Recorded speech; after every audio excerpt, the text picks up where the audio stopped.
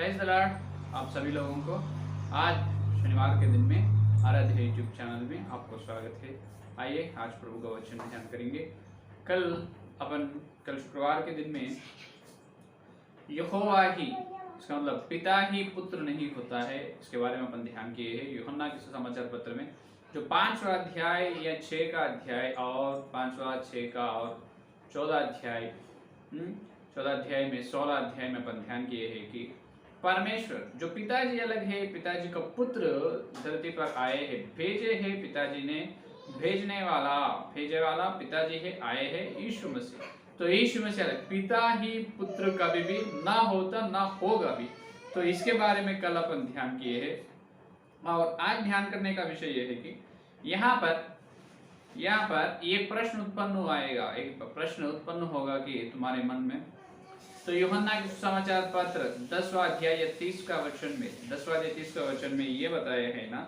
तो इसके बाद क्या है? यूहन्ना के सुसमाचार पत्र 10वां अध्याय 30 का वचन देखिए। यहाँ पर प्रभु कह रहे ना, मैं और पिताजी एक ही है। पिताजी और मैं एक हूँ, तो अलग कैसे होगा?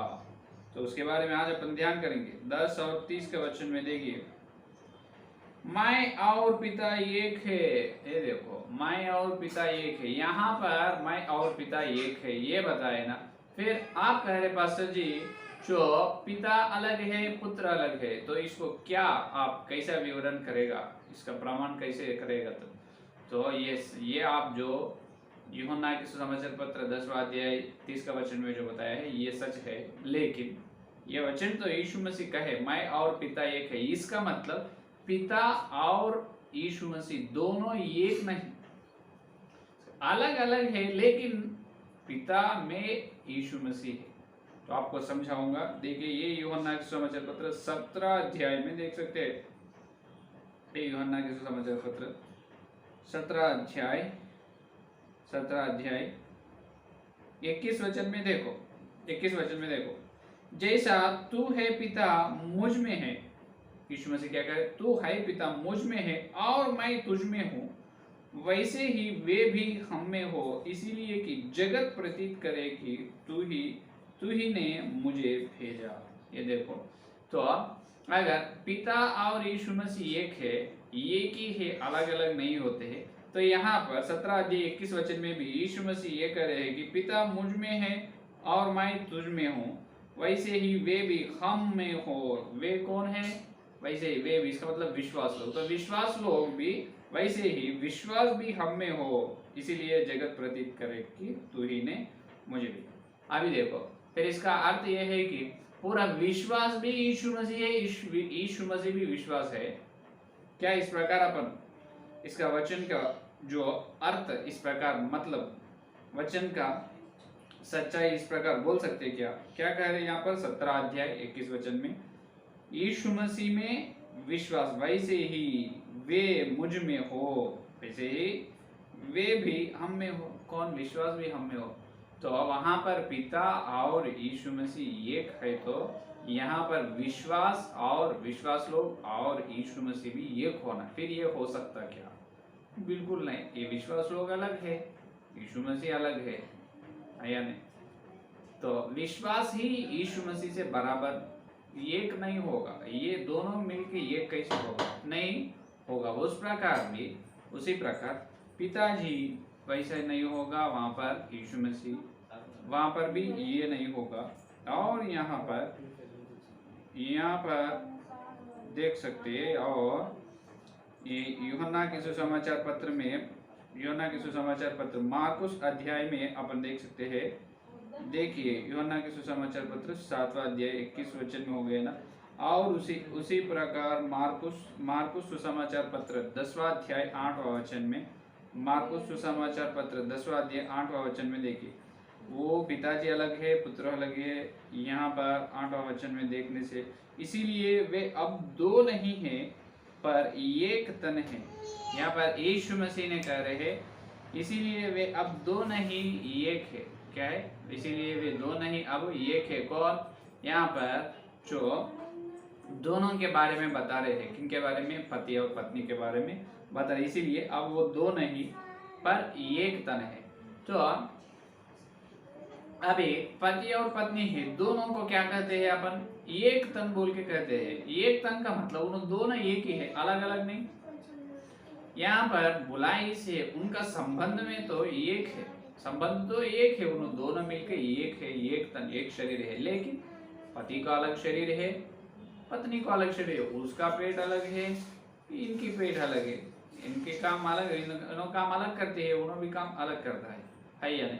उसी प्रकार विश्वास भी अलग है, यीशु मसीह भी अलग है, लेकिन दोनों के बीच में संबंध एक है। जो विश्वास लोग यीशु मसीह में रहेगा, यीशु मसीह विश्वास लोगों के मन में बसा रखेगा, है या नहीं। तो वहां पर कलीसिया और यीशु मसीह में, और यीशु मसीह कलीसिया में मिलकर रहते हैं, क्योंकि यीशु मसीह सिर है, कलीसिया तन है। वहां पर कलीसिया अलग है, विश्वास लोग अलग है, यीशु मसीह अलग है। उसी प्रकार पिता और पुत्र एक है, वहां पर बताए ना, पिता और मैं और पिता एक है। इसका मतलब पिता बराबर ये पिताजी ही पुत्र नहीं है, पिताजी ही यीशु मसीह नहीं है। वहां पर अर्थ ये है कि पिता को अलग व्यक्तित्व है और पुत्र यीशु मसीह को अलग व्यक्तित्व है। उनका स्वतंत्र व्यक्तित्व है मसीह को, और पिताजी को स्वतंत्र व्यक्तित्व है, लेकिन उनके दोनों के संबंध में एक है। उनमें यीशु मसीह में पिता है, पिता में यीशु मसीह है। जैसा कलीसिया में यीशु मसीह में अपन है, अपने अंदर यीशु मसीह है। जैसा जो स्त्री और पुरुष, जो पति में पत्नी और पत्नी से पति मिलके रहते हैं और अलग अलग शरीर है उनको, उसी प्रकार पुत्र का अलग महिम शरीर है, पिताजी का अलग महिम शरीर है, उसका स्वतंत्र व्यक्तित्व है, इनका भी स्वतंत्र व्यक्तित्व है। तो ये है असली सच्चाई। तो वहां पर सुनना है मैं और पिता एक हूँ, इसका मतलब ये है कि जो फिर ये लोग मैं और पिता एक हूँ, तो इसका अर्थ क्या बताएगा फिर मार्कुस का 10 का अध्याय या 8वां वचन का, इसका अर्थ क्या बताएगा फिर। स्त्री और पुरुष यहाँ पर, वहाँ यहाँ पर पति और पत्नी एक ही तन है, तो अलग अलग है ना, उनका सोच अलग है, तो उनका व्यक्तित्व अलग है, उनका शरीर अलग है या नहीं। उसी प्रकार यीशु मसीह का व्यक्तित्व अलग है, स्वतंत्र व्यक्तित्व है, पिताजी को भी स्वतंत्र व्यक्तित्व है, और पिताजी पुत्र मिल के रहते हैं, लेकिन अलग अलग व्यक्तित्व है, उनमें इनमें उन। जैसा कलीसिया में विश्वास लोग में कलीसिया। तो त्रित्व के विरोध लोग ये समझो, त्रित्व को ना मानने वाला ये समझो पिता और मैं एक हूँ। इसका अर्थ ये है कि पिता और यीशु मसीह दोनों मिलके एक नहीं, एक व्यक्तित्व, एक शरीर नहीं, अलग है। पिता अलग है और पुत्र अलग है। जब परमेश्वर बोलते हैं, परमेश्वर में तीनों मिलके रहते हैं, तीनों का मेल हुए व्यक्तित्व को परमेश्वर कहते हैं। उसमें पिता का व्यक्तित्व रहेगा, मसीहा का व्यक्तित्व रहेगा, पवित्र आत्मा का व्यक्तित्व रहेगा। तीनों का स्वतंत्र व्यक्तित्व का मेल को परमेश्वर कहते हैं। इसीलिए यीशु मसीह परमेश्वर है, पवित्र आत्मा परमेश्वर है, पिताजी परमेश्वर है। परमेश्वर में ये तीन अलग अलग व्यक्तित्व है, पहले से ये बता रहा हूं मैं, ठीक है। तो जैसा मार्कुस 10 का अध्याय 8वां वचन में बताया है, जैसा पति और पत्नी दोनों एक तन है, उसी प्रकार कलीसिया और यीशु मसीह एक तन है। कलीसिया और यीशु मसीह एक तन है, लेकिन अलग अलग व्यक्तित्व है। उसी प्रकार पिता और पुत्र एक है, मूल वचन 10 और 20 से, यूहन्ना 10 और 30 का वचन से, लेकिन पिताजी का व्यक्तित्व अलग है, पुत्र का व्यक्तित्व अलग है। तो यहाँ पर ये प्रश्न का जवाब तो ये है। तो ये है आज का ध्यान। और अपन देखने से ये जो आज परमेश्वर का निवास का स्थान अपन देखना है। अभी अपन और वचन के गहराई में चल रहे हैं। परमेश्वर का निवास स्थान क्या है? परमेश्वर का निवास स्थान यिर्मयाह का ग्रंथ देखिए 23 और 23 में अपन देखें तो परमेश्वर के बारे में अपन ध्यान कर लेना, उनका ज्ञान, पवित्र परमेश्वर का ज्ञान में परमेश्वर कहाँ रहते हैं। 23 और 23-24 में देखिए, यिर्मयाह 23 और 23 में, यहोवा की यह वाणी है, क्या मैं ऐसा परमेश्वर हूँ जो दूर नहीं निकट ही रहता हूँ। फिर यहोवा की यह वाणी है, क्या कोई ऐसे गुप्त स्थानों में छिप सकता है कि मैं उसे ना देख सकूं। क्या स्वर्ग और पृथ्वी दोनों मुझसे परिपूर्ण नहीं है। ये देखो, जो परमेश्वर तो सर्वव्यापी है, इसका मतलब सारे जगह पर रहने वाले हैं, हर जगह पर उपस्थित होने वाले हैं। सर्वव्यापकता है परमेश्वर में, सर्वव्यापी है उन्होंने। तो यह परमेश्वर जहाँ है, कहाँ नहीं, सारे जगह पर है परमेश्वर ने। तो प्रत्येक रूप से यहाँ पर इर्मिया ने कह रहे हैं, मैं जहाँ ना हूँ, हर जगह पर मैं हूँ ना, कुछ भी मेरे मेरे दृष्टि से छिपा सकते क्या? कुछ भी छिपके नहीं, परमेश्वर को सब कुछ मालूम है। तो फिर कोई जो परमेश्वर का जो पता बोल सकते क्या परमेश्वर यहाँ रहेगा? बिल्कुल नहीं। कोई लोग इस प्रकार बताएगा कि परमेश्वर कहाँ रहेगा, तो परमेश्वर का एक प्रत्येक स्थान है। तो ये इस प्रकार कहेगा कि परमेश्वर का प्रत्येक स्थान तो ये है 24 प्राचीन लोग है ना स्वर्ग में, स्वर्ग है परमेश्वर का प्रत्येक स्थान। 24 प्राचीनों के बीच में सिंहासन में बैठ के रहते हैं, 24 प्राचीनों के बीच में सिंहासन पर बैठ के रहते हैं वही परमेश्वर, इस प्रकार का।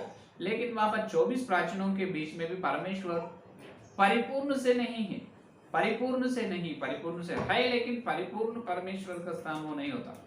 क्योंकि देखिए प्रथम तिमोथी की पत्री 6 का अध्याय 16 वचन में अपन देख सकते हैं। प्रथम तिमोथी की पत्री 6 का अध्याय 16 वचन में ये है, ये बताया है कि जो परमेश्वर का प्रत्येक स्थान, परमेश्वर को अभी तक कोई देखा नहीं, कोई भी देख नहीं सकते परिपूर्ण परमेश्वर को, परिपूर्ण परमेश्वर को कोई भी देखा नहीं, कोई भी देख नहीं सकते, उनका पता भी किसी को नहीं मालूम। लेकिन यहाँ पर लिखा है एक ही जगह पर, तिमोथी की पत्री 6 का अध्याय 16 वचन, और अमरता केवल उसी की है और वह अगम्य ज्योति में रहता है और न उसे किसी मनुष्य ने देखा और न कभी देख सकता है। हालेलुया। ये देखो उसकी प्रतिष्ठा और राज्य युगान युग रहेगा। कहाँ है परमेश्वर का पता? कई लोग स्वर्ग राज्य है बोलेगा, कई लोग आकाश में हैं, कई लोग इस प्रकार, लेकिन परमेश्वर का असली पता केरा पत्रस कहाँ है? अगम्य ज्योति, अगम्य ज्योति में। जो ये अगम्य ज्योति में कोई भी जा नहीं सकता, ये स्वर्ग से भी बहुत मेलों की दूर है, बहुत माइल की दूर है। ये स्वर्ग में से बहुत वहां से भी बहुत लंबाई है। कोई भी कोई करूब या कोई स्वर्गदूत कोई भी जा नहीं सकते। अगम्य ज्योति में सिर्फ परमेश्वर अकेला, परमेश्वर अकेला वहां पर देखा, और अमरता केवल उसी की है और वह अगम्य ज्योति में रहता है और न उसे किसी मनुष्य ने देखा। कोई भी देख नहीं सकते। अगम्य ज्योति में जाएगा कौन? अगम्य ज्योति में परमेश्वर ने परिपूर्ण से रहेगा। क्या करेगा? परमेश्वर ने परिपूर्ण से रहेगा, कोई भी देखा नहीं।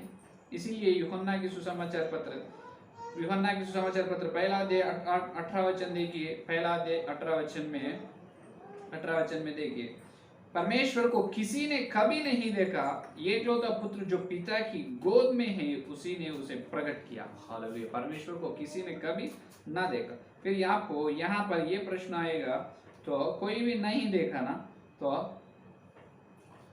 और यहाँ पर कोई नहीं देखे तो मूसा ने देखा ना, मूसा देखा, दानियल देखा, और सिनाई पर्वत पर मूसा के द्वारा 70 प्राचीन लोग भी देखा है ना। लेकिन वो जो देखे हैं वो पूरा परमेश्वर का, परिपूर्ण परमेश्वर को कोई भी देखा नहीं। आप देख सकते हैं, देखिए जो गिनती में 12 और 18 में गिनती का देखो, आज अपन परमेश्वर के बारे में ध्यान कर रहे हैं।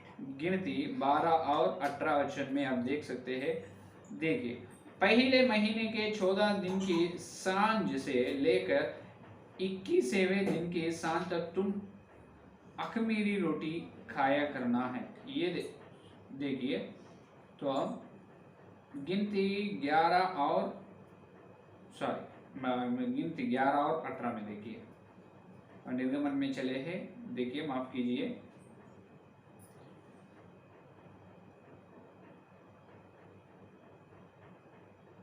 निर्गमन में भी है। निर्गमन 31 अध्याय देखिए, निर्गमन देखो, निर्गमन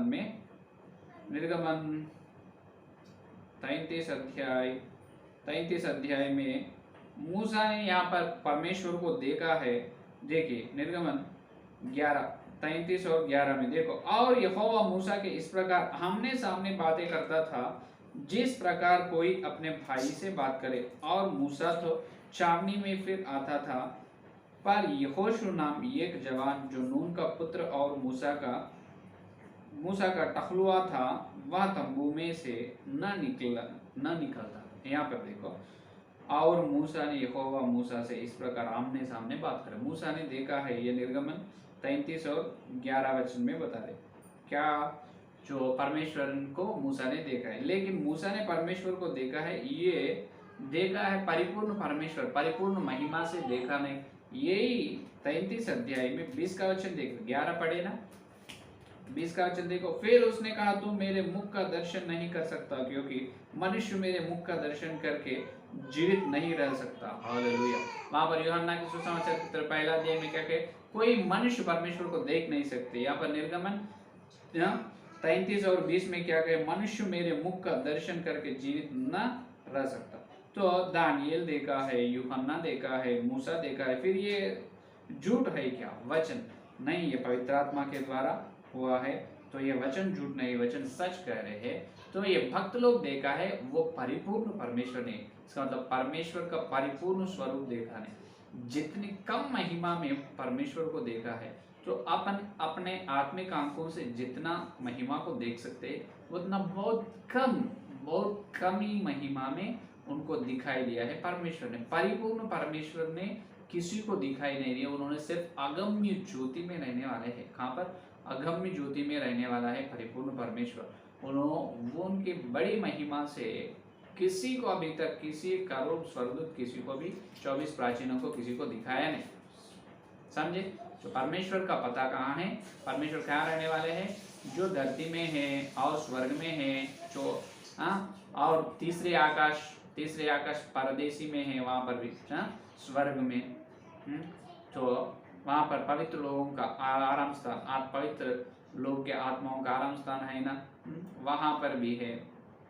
तो सारे जगह पर परमेश्वर है, लेकिन परमेश्वर का प्रत्येक स्थान ये है अगम्य ज्योति में रहने वाला। तो ये कब से रहने वाला है? जो आदि से पहले, आदि में परमेश्वर ने पृथ्वी और आकाश की सृष्टि की, लेकिन आदि में से पहले ही परमेश्वर ने बहुत सारे युगों से पहले आदि में अगम्य ज्योति में, अगम्य ज्योति में परमेश्वर अकेला अगम्य ज्योति में रह रहे हैं। जब कुछ भी नहीं परमेश्वर अकेला है, उन्होंने भी अगम्य ज्योति में है, वो परिपूर्ण परमेश्वर उनकी महिमा से है। तो भक्त लोगों को दिखाई दिया, पौलुस देखा, यूहन्ना, दानियल, मूसा, इब्राहिम सभी लोग देखा है, उन्होंने कम महिमा की, परिपूर्ण परमेश्वर को, परिपूर्ण स्वरूप को देखा, कम महिमा में आए हैं। कम, एक अपन जितना देख सकते हैं वैसा आकर उनको परमेश्वर ने दिखाया है। तो ये है आज का संदेश। तो पिताजी पुत्र नहीं होता, पिताजी अलग है, पुत्र अलग है, पहले देखा है। और परमेश्वर का केयर ऑफ एड्रेस, परमेश्वर का असली पता कहाँ है? अगम्य ज्योति में रहने वाला है। तो उनको कोई देख सकते, कोई भी मनुष्य देख नहीं सकते, देखने से उन्होंने मर जाते हैं। तो परिपूर्ण परमेश्वर को कोई देखा नहीं, कभी देख नहीं सकते। ठीक है, महिम शरीर से भी परिपूर्ण परमेश्वर को नहीं देख सकते, क्योंकि अभी उन्होंने 24 प्राचीनों के बीच में सिंहासन पर बैठ के है परमेश्वर, वहां पर भी बहुत जो स्वर्गदूतों और प्राचीनों करू, वो लोग जैसा करू वो देख सकते हैं, उतनी महिमा में है। लेकिन परमेश्वर बहुत बड़ी महिमा का स्वरूप है, बहुत महिमा स्वरूप है। उन्होंने वो महिमा स्वरूप बड़ी प्रकाशित है, वो अगम्य ज्योति में, नाम ही अगम्य ज्योति, कोई भी प्रवेश ना हो, जा नहीं सकते। तो वो परमेश्वर को कोई भी, परिपूर्ण परमेश्वर को देख नहीं सकते, कम महिमा में उन्होंने अपने को दिखाई देते। यह है आज का संदेश। तो आइए संदेश पढ़ने के लिए प्रार्थना करें। स्तुति स्तुति स्तुति, धन्यवाद धन्यवाद धन्यवाद करते हैं प्रभु जी। इस दिन प्रभु, शनिवार के दिन तुम्हें आकर हे पवित्र आत्मा के द्वारा हे प्रभु तुम बात किया है, इसलिए धन्यवाद तुम दिए है। हे प्रभु सत्य संदेश के लिए धन्यवाद प्रभु। हे प्रभु, पिता और पुत्र एक है, लेकिन स्वतंत्र अलग अलग व्यक्तित्व है। वो वचन के सच्चाई हमको बताया। हाँ प्रभु, जैसा कलीसिया है और यीशु मसीह में है, हम तुम्हारे अंदर है प्रभु, तुम हमारे अंदर है, लेकिन हम अलग अलग है। हे प्रभु आपको धन्यवाद। और अगम्य ज्योति में परमेश्वर रहना, परिपूर्णता से, परिपूर्ण परमेश्वर, परिपूर्ण महिमा से तुम अगम्य ज्योति में रहना।